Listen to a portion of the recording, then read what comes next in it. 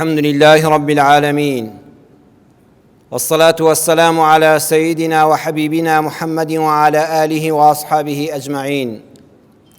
إمان داران و خواناسانی زۆر بەڕێز، مرۆڤ بەگشتی ڕێزدارە لای خوای پەروەردگار. خوای گەورە هەموو کەون و کائینات و ئەرز و ئاسمانی خستۆتە خزمەتی مرۆڤەوە و ڕێزی لێگرتووە. ئینسان لای ئیمانداری تێگەیشتوش هەر بەڕێزە و بە چاوی سووک سەیر ناکرێ، بەڵام دەڵێم ئیمانداری تێگەیشتوو، چونکە هەیە ئیمانداریشە ئەهلی مزگەوتیشە هێشتا گاڵتەوگەب بە خەڵک دەکا. بەڵام کەسانی بەڕێزی وەکو جەنابتان کە هەم ئیماندار و خواناسن هەم تێگەیشتون لە دین و ژین، هەرگیز ڕێگە بە خۆت نادەی ڕۆژێ لە ڕۆژان گاڵتە و سوکاتی بە هیچ مرۆڤ و دروستکراوێکی خوای پەروەردگار بکەی. بۆیە خوای گەورە دەفەرمێت لا یەسخەر قەوم من قەوم، هیچ کەسێک، هیچ گەلێک، هیچ هۆز و نەتەوەیەک مافی ئەوەی پێ نەدراوە گاڵتە بە کەسانێکی تر بکە. هیچ ئافرەتێک وەکو لە سوڕەتی ئەلحوجرات لە درێژای ئاەتەکە دەفەرمێ مافی ئەوەی پێ نەدراوە گاڵتە بە ئافرەتێکی تر بکە. ئەوەی کەوا تۆ گاڵتەی پێ دەکەی و بە چاوی سووک سەیری دەکەی، لەوە دەچێت لای خوای پەروەردگار زۆر بەڕێزتر بێ لە تۆ، زۆر داهاتوو عاقبەتی خێرتر بێ. بۆیە بەڕێزان، ئەوەی لە خوا غافڵە، ئەوەی لە قورئان حاڵی نەبووە، ئەوەی ئەزموونی ژیانی نییە، ئەو کەسەی بە چاوی سەر دەبینێ بەڵام چاوی بەسیڕەتی نییە، چاوی بینینی دڵی نییە، ئەو کەسە گاڵتە بە خەڵک دەکا، بە تایبەت بە کەسێک کە ڕوخساری لە پلەیەکی بەرزی جوانیدا نەبێ. کاتێ ڕوخساری کەسێک دەبینێ لە ئاستێکی بەرچاودانیە، گاڵتە بە ڕوخساری دەکا. کاتێک کەسێک دەبینێ عەقڵی دەرەجەکانی نزمە، ژیریەکەی کەمە، ڕێزم هەیە بۆ ڕووی جەنابتان بە کوردیا پێی دەڵێن جێلە، یان بەرز بۆتەوە گەیشتۆتە ڕادەی شێتی، گاڵتە بەو کەسانە دەکا، پێی ڕادەبوێرێ، گاڵتە و گەپی پێ دەکا.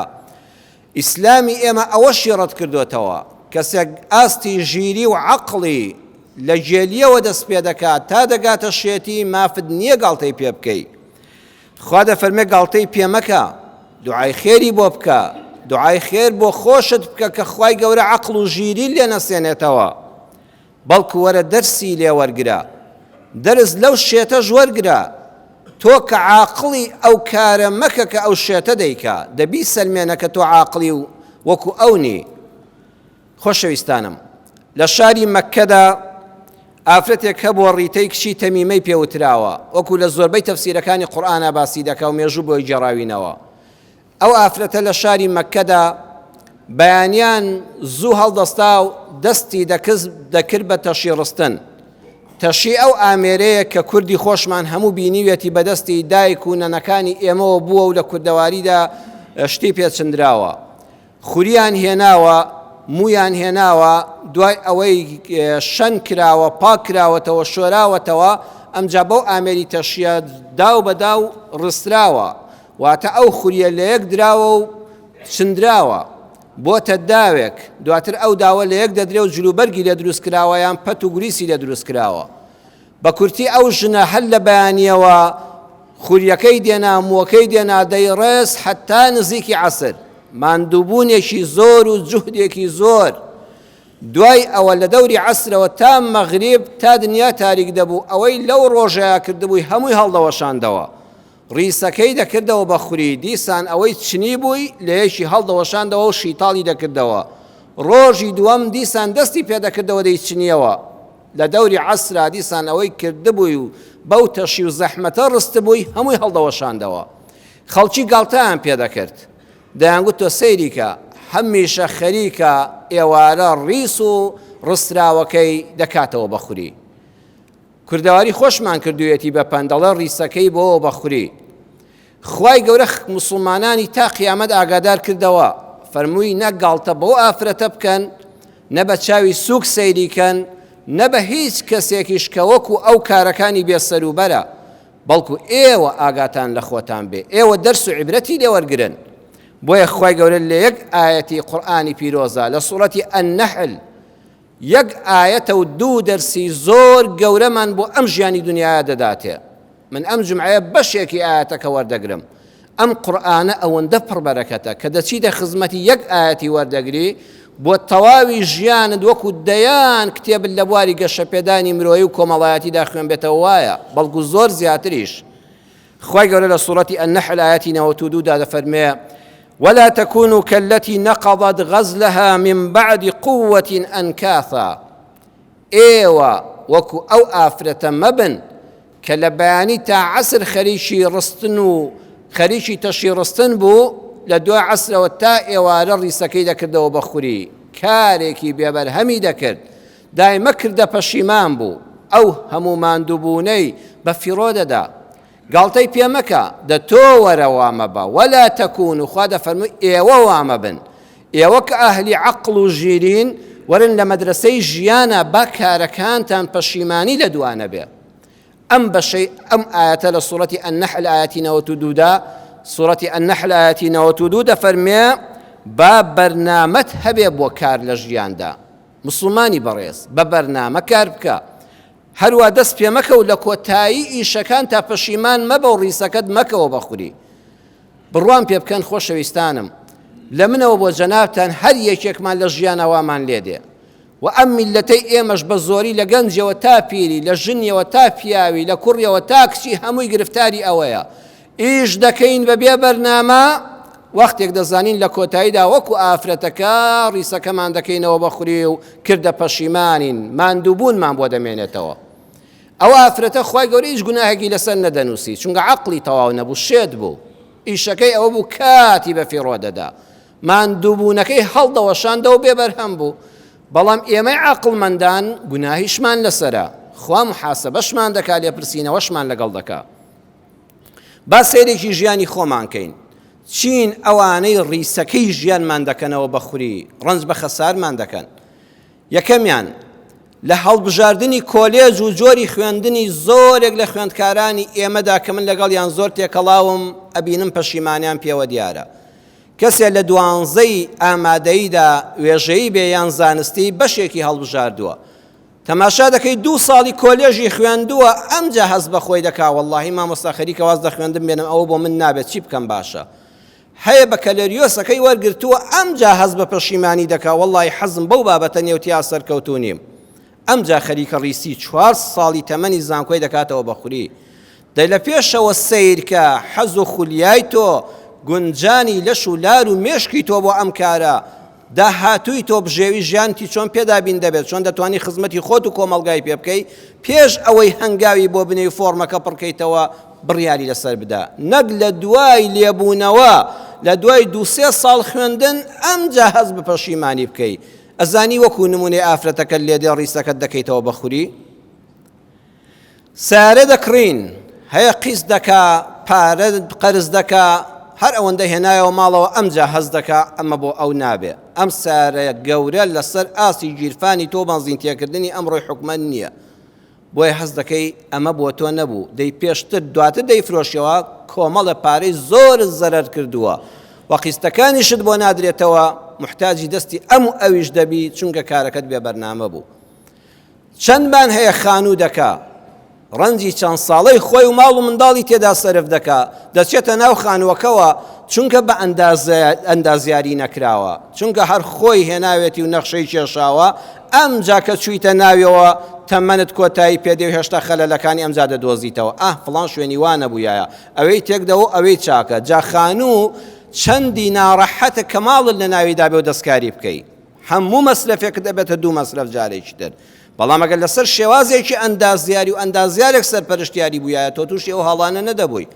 زۆرێک لە خەڵکی کە چۆن ناو خانوماڵی خۆیەوە لە جیاتی بحەسێتەوە ئەمجا ماڵ و مناڵەکەی دەست دەکەن بە ڕەخنەگرتن و کەم و کوڕەکانیان بۆ دەردەکەوێت ژنهێنان و شوکردن کچێکە ئاواتی ئەوەیە شوو بکە کوڕێکە ئاواتی ئەوەیە ژن بێنێ کەچی دوای ئەوەی کەوا بە هاوسەری خۆی شاد بوو هێشتا هەیە دەستگیرانە هەیە گواستوویەتیەوە ئەمجا بەداخەوە تەقە و تەلاق دەست پێ دەکا ئەمجا تۆمەت بۆ خەڵکی تۆ بڵێ سیحرم لێ نەکراوێت لەلایەن فڵان کەسەوە نابەڕێزم تۆ کارەکەت لەسەر بەرچاوڕوونی نەبووە نەخشەکەت ڕیسەکەت هێناوەت ڕستوتە چنیوتە بەڵام بەداخەوە جاری وایە بە هەڵی دەوەشێنیەوە زۆر جار گرفتی بینی ژن و مێردەکان زۆر بچووکن زۆر دل لە ڕووی جەنابتان و پەرژین بێ هەموو لایەک بیسەران و بینەرانیش بەگشتی سیر دەکەی وەکو ئافرەتەکە لەسەر شتێکی بچووک لەسەرەوە هەمووی هەڵدەوەشێنێتەوە ڕیسەکە دەکاتەوە بەخوری ئەو هەموو ماندووبوونە ئەو هەموو عەزیەتە ئەو حرمەتی دوو بنەماڵەیە لەسەر یەک هەڵەی بچووکی بەینی ژن و مێرد هەموو ڕیسەکە دەکاتەوە بەخوری کەس بەم ناڵێشێتە بەڵام بۆ ئافرەتیان دەگوشتێتە کە ڕەنجی ڕۆژێکی بەدەستی خۆی هەڵدەوەشاندەوە هاوڕێیەتی و دۆستایەتیمان هەر ئاوا دەکەی و خەڵک دڵە برادەری فڵان کەسم 4 ڕۆژ و 4 مانگ لەگەڵی تێکەڵاوە ئەمجا لە دواییدا وەڵا فڵان کەس بە کەڵکی هاوڕێیەتی نایە دەکەونە عاجزی لە یەکتر نەخێر هەڵی سەنگێنە ئەو کەسە بە کەڵکی ئەوە دێ من هاوڕێی شەو ڕۆژی بم بە کەڵکی ئەوە دێ بێتە ناو ماڵ و مناڵمەوە بچمە ناو ماڵ و مناڵیەوە ئاخر خۆگاڵتە نییە نەخێر هەر بینیم لەسەر جادە و لە بازار و لە ناو شوێنەکە مەرحەبا و سەرچاوم بووینە هاوڕێ دوای سێ دەکەی بە عاجزی لە یەکجیا دەبنەوە ئایا ئەمە جۆرێک نییە لە شێتی ئەی بۆ لەسەر بەرنامەیەکی جوان هاوڕێ و دۆستە ڕاستەقینەکانت هەڵنابژێری ئەوانی تریش با مەرحەبایی سەرجادت لەگەڵ هەموو کەسا بێ شتێکی باشە پێنجەمیان حیزبایەتی هەر زۆرێک لەو خەڵکە ئەلحەمدولیلا کە ئێمە لە هەموو حیزبولایەنێک لەم وڵاتە و لە هەموو جیهاندا بێبەرین تەنها خۆمان و مزگەوت و ماڵی خۆمان دەناسین لەوەتی هەروە بووین و هەرواشی دێنین بەویستی خوای گەورە بەڵام خەڵکێکی تر ڕەنبێ وەک ئێمەی بۆ نەڕوە ناچار بێ لەگەڵ حیزبێکە تێکەڵاو بوو بێ ژیانەکەی وا بڕوە یان بێ لەو ڕێگایەوە خزمەتێکیش بکە دەبینی زۆر جار تەمەنێکی ڕۆیشتووە من بیرەوەری ئەو مەسئول و سەرکردە و شتانم زۆر خوێندوەتەوە هەیانە 40 ساڵ هەیەنە 50 ساڵ لە ناو ڕێکخرا و حیزبێکە کاری کردووە لە کۆتایی تەمەنیدا ئەمجا پەشیمانە ئەمجا کە ئێستا دەردەکرێ ئەمجا تڕۆ دەکرێ ئەمجا حسابی بۆ ناکرێ ئەمجا وەلا دەخرێ ئەمجا دەست دەکات بە نووسینی گلەی و گازندە و هیچمان بە هیچ نەکرد و چیم پێکرا و عامی خەڵکەکەی خوارێش کە بۆتە پەیژە و قوربانی لە حیزبایەتیدا مەگەر ئەوانەی بڕۆنە سەرێ ئەوانەی تر هەموو خەڵکەکە بە تێکڕا لە حیزبایەتیدا پەیژەیە خەڵک پێی لە کەللەی سەری ناوە و قوربانیشە لە ڕێبازەکەدا جا ئەگە بۆ لای خوا شتێکی بە پاکی پێبوو بێ ئەوە جێی خۆی گرتووە بەڵام ئەگەر بۆ لای خواشی لێلابەی ڕەنج بە خەساری ئەم دنیاش و پەنا بەخوا ئەو دنیاش بووە ئەوەیان مشکیلەی گەورەیە ئەمجا حەز دەکەی پەشیمانە لەوەی کە کردوێتی ئەی بەڕێزم بۆ لەسەر بەرچاوڕوونی شوێن خەڵک نەدەکەوتی شەشەمیان دەنگدان و پەڕۆڕاوەشاندن کابرا دەنگ دەدا هەر ئەوەندە گەیشتەوە ماڵەوە ئەمجا قسە بەو دەسەڵاتەوە بۆ حکومەتە دەڵێ ئێتۆ خۆت هەڵت بژاردووە ئەی ئەوە لە چی 50 تا ئێرە تێکردووە لە مەرەکەبەکە ئەمجا ئەوە لە هەموو کەس خراپترە کاکە بە کەڵک نایە ئەبێت لە بەرچاوڕوونیدا دەنگت بدایە و پەڕۆڕاوەشاندایە و هاوارت کردایە ئەی لە پاش چی پەشیمانی حەوتەم خێر و سەدەقات کابرا لە ماڵ و منداڵی خۆی دەگرێتەوە خێر و سەدەقە دەکا بەخوا لەوە دەچێت بەو پارەکەمەی کە بەخشیوتە بەو سەدەقە زۆرەی کە بەخشیوتە بەهەشتی خوات بۆ خۆت مسۆگەر کردایە لە ئاگری دۆزەخ خۆت ڕزگار کردایە بەڵام سیر دەکەی لە لووتکەکەیدا هەڵی دەوەشێنێتەوە وەکو ئافرەتەکە ڕیسەکەی دەکاتەوە بەخوری لا تبتلوا صدقاتكم بالمن والأذى خوا دەفەرمێ کوڕە نەکەن ئەو خێر و سەدەقەیەی کە دەتان باتە بەهەش لە بەڵام موسیبەتی دنیا ڕزگارتان دەکات بەرەکەت دەخاتە ماڵتانەوە لە ئاگری دۆزەخ ڕزگارتان دەکات شیفای نەخۆشیتانە خوا قبوڵی کردووە تۆماری کردووە ئەوەندە منەت بەسەر وەرگرەکەیە دەکا بەسەر فەقیرەکەیە دەکا خوا هەمووی هەڵدەوەشێنێتەوە گەیشتۆتە لوتکە لە قبوڵبوون بووە قبوڵیش بۆ لای خوا هەمووی تۆمارە منەت بەسەر هەژارەکەیە دەکا جارێک لە تەلەڤیزۆنەوە لە فەیسبووکەوە 2 جار هەژارەکە نیشانداوە بۆی خەڵک کۆمەکی پێ بکات لەسەر سەر بەڵام بەڕێزم پێویست ناکە 50 جار لە تەلەڤیزۆنەوە ئەو ماڵ و منداڵە فەقیرە بێنێەوە سەر تەلەڤیزۆن بەس ئەوە پارەکەش کۆ کراوەتەوە خانوەکەش کراوە جارێک 2 جار کافیە وەڵڵا وردە خوای گەورە خێرەکە بەتاڵ دەکاتەوە ڕیسەکەت کردەوە بە خوری ئەی ئەمە شێتی نییە تو ئەم ڕەسیدەت هەبوو لای خوای پەروەردگار ئازاری دڵی هەژارەکەتدا بە قسەیەک بەڕوود دادایە و ئازارتدا وەڵڵی خوای گەورە خێرەکەت بەتاڵ دەکاتەوە بەخوا ئەمان شێتیە ئەبێ ئێمە دەرز لەو شێتە وەرگرین کە خوا فەرمووی گاڵتەی پێمەکە عیبرەتی لێ وەرگرە ئەو هەموو ڕەنجەی بەیانی تا ئێوارەی بەدەستی خۆی بەتاڵ دەکردەوە ڕیسەکەی دەکردەوە بەخوری تۆش چاکەکانت بەدەستی خۆت خێر و سەدەقاتەکانت هەڵمەوەشێنەوە هەشتەم ڕیابازی ئینسان کارێک بکە پەنا بە خوای پەروەردگار بۆ ئەڵڵای نەکا، زۆر خەتەرە، دایمە دڵبەخەم دەبی. ئەو کەسانەی کە کار دەکەن بۆ خوا هیچ گرفتیان نییە، خەڵک بتبینێ، خەڵک نەتبینێ، خەڵک مەدحت بکە، خەڵک زەمت بکە، تۆ بەینی خۆت و خوا چاککە بزانە چەندە دەروونت ئاسوودەیە. بەڵام ڕیاباز ماڵ ببەخشێ، علم فێری خەڵککە، خوتبە و وتار بخوێنێتەوە، بابەت بنووسێ، نەسیحەتی خەڵک بکە، سەخاوەتمەندی بکە، مزگەوت دروستکە، خەستەخانە دروستکە، مەکتەب دروستکە، بەس ئاواتی ئەوەیە ناوی بێ و لەسەر شاشە دەرکەوێ و خەڵک بڵێن بەڕاستی فڵان کەس کەسێکی خێرەومەندە، بەڕاستی زانایە، بەڕاستی بۆ خوا سوڵحاوە. ئەگەر ئەمەد لە دڵا بێ و بۆ خوان نەبێ، واللهی لەو ژنا شێتر و بێعەقڵترین لە خۆمەوە بۆ هەموو ئەو کەسانە کە پەنا بدەگرن بە خوای گەورە کارەکانت بۆ خوا نەبێ. چونکە بەخوا بەم کارە بەهەشتت بەدەست دێنا کەچی بە نێتی پیسی ناودڵت وەکو ئەو بابەتە لێ دێ کە زانای بەناوبانگ ئیبن عەتاءڵڵای ئەسکەندەری ڕەحمەتی خوای لێ بێ دەفەرمێ الأعمال أشباح أرواحها وجود سر الإخلاص فيها. هەموو ئەو کردوانەی خەڵکینە کە ئێوە دەیان بینن هەیکەلن، لاشەن، لاشەیەک مردوویەک کە ڕوحی تێدا نەما، بۆچی باشە؟ هەردەبێ بێ لە قەبرستان خێرا بینێژی جێگەی نەما لە کۆمەڵدا. ئەم کردوانش کە ئێمە دەیکەین دەبێت ڕوحیان تێدا بێ. ئەفەرمێ ڕوحەکەی ئیخلاسە، دڵسۆزیە بۆ خوای پەروەردگار، خالیس بوونەوەیە، نێتت تەنها ئەڵڵا بێ. ئەگەر ئەوە نەبوو وەکو بووکەڵەیەک وایە، بووکەڵەتان دینوێ لە دوکان جلوبەرگی لەبەر دەکرێت، چ سوودێکی هەیە؟ ئەوە مرۆڤە؟ ناوەڵا ئەو بووکەڵەیە. وەکو ئەوە وایە حەزل لە میوەی ترێ بێ و ترێی لاسیک بخۆی، تینوت بێ و حەزل لە شووتێکی جوان بێ، بەڵام کاتێک قەپی لێدەی ئەو شووتێ ئیسفنجە بێ کە لەسەر جادە دانراوە لە جیاتی شووتی فرۆشەکان دایدەنێن، هیچت پێدەگا؟ دەمت تەڕ دەکا؟ ناوەڵا بەز ئیسفنج دەکرۆژی. هەر دیکۆرە، وەک پارەی تەزویر وایە پارەیەکی زۆرت پێ بێ، نەکشتی پێ ناکڕدرێ، ئاخری سەریشت دەخوا، ئەش ژیرەی لەسەری.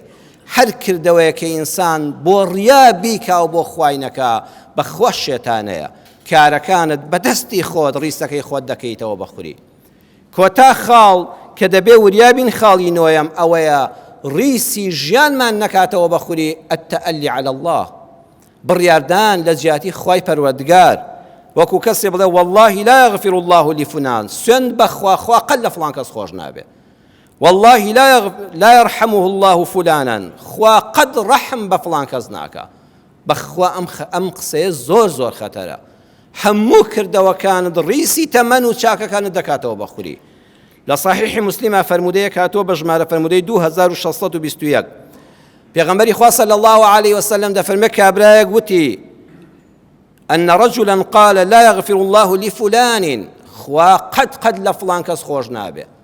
باسی کەسێکیان کرد کە دیارە گوناهبار بووە، موسڵمانە، ئیماندارە، بەڵام ئەهلی گوناهە، زۆر ڕۆچووە لە گوناهە.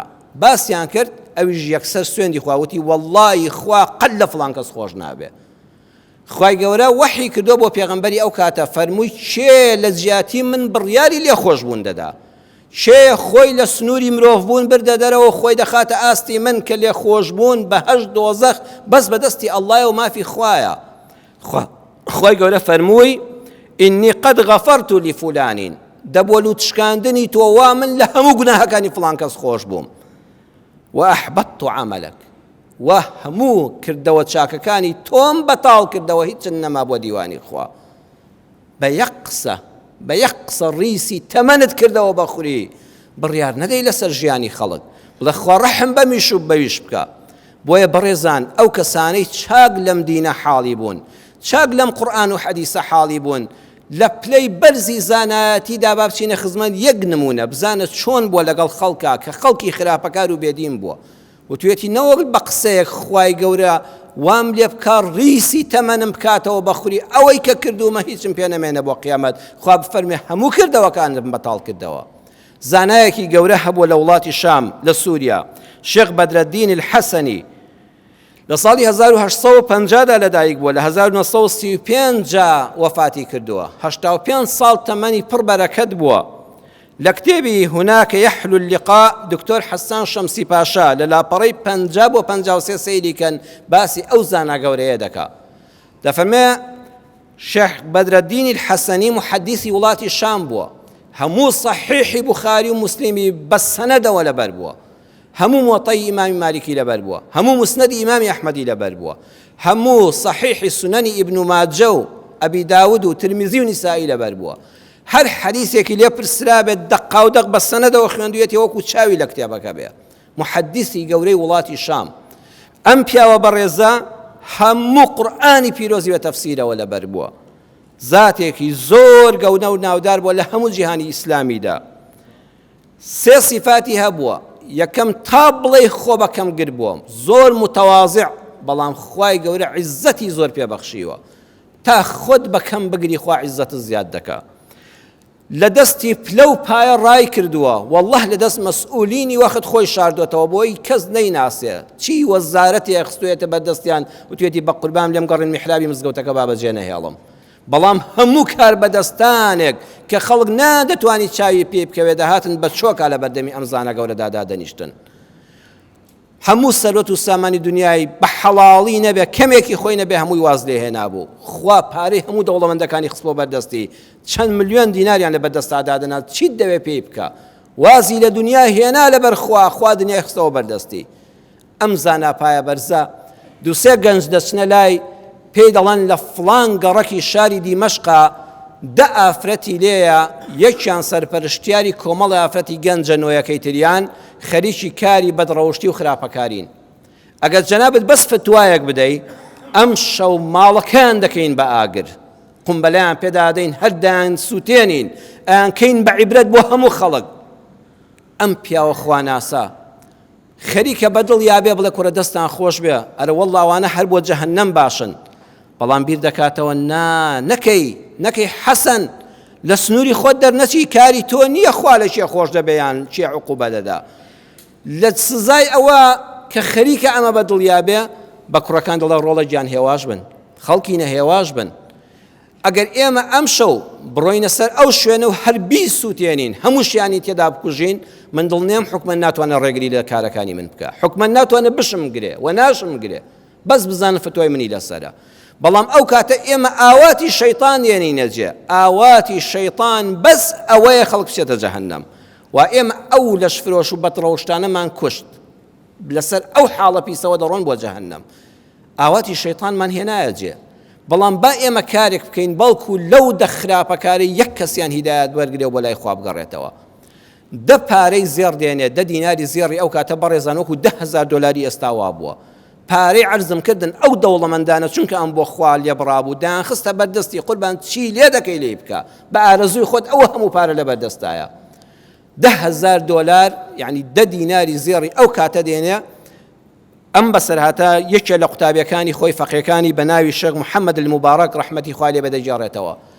بانگی مامۆستایەکی تەمەن 60 ساڵ دەکا، 60 ساڵ ڕیشێکی گەورەی سپی، مێزەر و عەمامەیەکی سپی مەلایەتی و جبەیەک لەبەرە، پێی دەڵێ وەرە مامۆستا فڵان کەس بەو عینوانەی کە دەدەمێ و دراوە بە من بڕۆ بۆ فڵان گەڕک، ماڵێکی دەشفرۆش و خراپەکاری لێیە، کۆمەڵی ئافرەتی بەدڕەوشتی لێ کۆبووەتەوە، بە ناوی منەوە بڕۆ بۆ لایەن، پێیان بڵێ شێخ حەسەنی شێخ بەدرەدینی الحەسەنی زۆر سەلامی لێ دەکردن، دەیگوت تو خوا بە ئاگامان لە خۆمان بێ، مەڵێ ئاگاتان لە خۆتان بێ بە خۆشمەوە، بڵێ با ئاگامان لە خۆمان بێ لە پێناوی لەززەتە کەمەکانی دنیادا قیامەتی خۆمان نەسووتێنین، با لە پێناوی چرکە ساتێکی ئەم دنیادا بەهشتی نەبراوە لە دەست نەدەین. ئەم پارەشیان بدەیە بڵێ بۆ پێداویستیەکانی ژیانی خۆتان دابینی پێ سەرفیکەن، ئەم 10,000 دۆلارە ئەم دەفتەر دۆلارە. پێشیان بڵێ شێخ بەدرەدینی حەسەنی دەیگوت تو خوا دوعای خێرم بۆ بکەن بەڵکو خوا لێم خۆش بێ. ئەم پیاوە دەڵێ قوربان بۆ خاتری خوا چ تەکلیفێک لە من دەکەی، کوڕە خەڵک ڕووی نایە بە بەردەمی ئەو گەڕەکەیە بژڕوە، ناوەکەی مەشهورە بە خراپە، من مەلایەک تەمەنم 60 ساڵ بە ڕیشی سپی و مێزەری مەلایەتیەوە، نەک بە گەڕەکەکە و بەردەمی ماڵەکەیە بڕۆمە لای ئەوانە ئەبێ خەڵک چیم پێ بڵێ. ئەڵێ کاکە ئێمە خۆ کار لەگەڵ خەڵکان ناکەین، کاری ئێمە لەگەڵ ئەڵڵایە، ئێمە کار بۆ خوا دەکەین، تۆ بە قسەم بکە. ئەڕوا مامۆستاکەڵە بەسەر چاو جەناب، بەسەر چاو، مادام تۆ ئەمرت لەسەر بێ و فتوای تۆی لەسەر بێ بەسەر چاو. ئەڕوا ژنەکان دەدۆزێتەوە، سەرگەورەکەیان بانگ دەکا کە لەوان بەتەمەنترە، هەموو بابەتەکە کە بۆم باسکردن بۆیان دەژێڕێتەوە. شێخ بەدرەدین الحەسەنی سەلامی لێکردن ئاگاداری کردنەوە توێتی با ئێمەش و ئەوانیش ئاگامان لە قیامەتی خۆمان بێ بەهەژ لە بێناوی چەند چرکەیەکی حرامدا لەدەست نەدەین و داواشی لێ کردوون ئەم پارەیە قبولکەن بۆ پێداویستی ژیانتان کە ئەو پارەیەکی زۆر بۆ لەو سەردەمەدا 10 دیناری زێڕی ئەو کاتە پێداویستەکانی ژیانی خۆتانی پێدابین کە محتاجی دەستی خەڵک نەبن و داواشی لێ کردوون خوا دوعای خێری بۆ بکەن کە خوا لێی خۆش بێ. ئەوانە دەڵێت کە ئەوە دەبیستن لە شوێنی خۆیانە ئەڵە شۆک بوون هەموو لەشیان خەریب و بوەستێ. ئەم پیاوە هان کرد چاو پێکەوتەوەیان زەنی و کۆمەڵە گەنجی لە دواوەوە دێن ماڵەکەیان بەسەرا دەسووتێنن. ئەمانە چ دەبیستن؟ لە کێشەوە لە گەورەترین زانای جیهانی ئیسلامەوە کە هەموو قورئان و حەدیثەکانی پێغەمبەری صلی الله علیه وسلم کاملەن لەبەرەوە لەبەر دەیڵێتەوە کە بە ئاماژەیەکی ئەو چی بێ لە وڵاتەیە دەکرێ. ئەمە چ ڕەحم و میهرەبانیە کە لەم پیاوە دەوەشێتەوە. ئەڵێ پارەکەی دانا کە گەڕایەوە گوێی لە دەنگی گریانیان بوو کە دەنگی گریانیان لێ بەرز بووەوە. هەموو دەوبەیان کرد گەڕانەوە بۆ لای خۆش زۆربیان بۆ یەکجاری وازیان لەو کارە پیسە هێنا.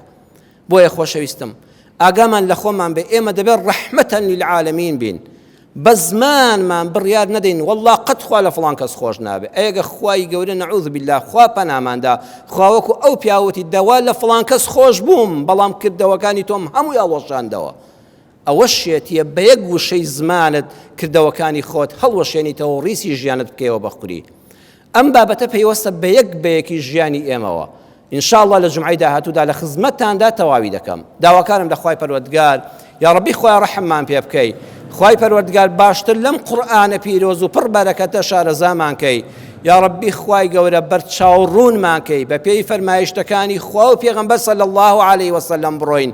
هەرگیز کردە پەشیمان نەبین لە کردارەکانماندا. خوای ڕیسی چاکەمان بەدەستی خۆمان نەکەینەوە بەخوری. ئەوەی نەخۆشە یا شافی یا ئەڵڵا خوا شیفای بەخێری بۆ بنێری. ئەوەی نەخۆشە خوای شیفای بەخێری بۆ بنێری. ئەوەی مناڵمان هەیە خوای مناڵەکانمان ساڵح و سالار و سەنگین کەی. یا ئەرحەم الراحمین بەڕەحمی خۆت ئەوەی منداڵی نییە خوای مناڵی پێ ببەخشی. خوای ئەوەی مناڵی نییە مناڵی پێ ببەخشی. یا ڕەبی خوا ڕەحم بە خوێندکار و قوتابیەکانمان بکەی کە زۆربیان ئێستا لە کاتی خوێندن و ئیمتیحاندان. یا ڕەبی خوای کاریان بۆ ئاسان کەی. یا ڕەبی بە تایبەت ئەوانەی لە قۆناغی 12دان خوای کاریان بۆ ئاسان کەی خوێندنیان لە ئاسان کەی بە ئاواتی خۆیانیان بگەێنی. ڕەحم بە حاڵی هەموو لایەکمان بکەی. آمین آمین والحمد لله رب العالمين.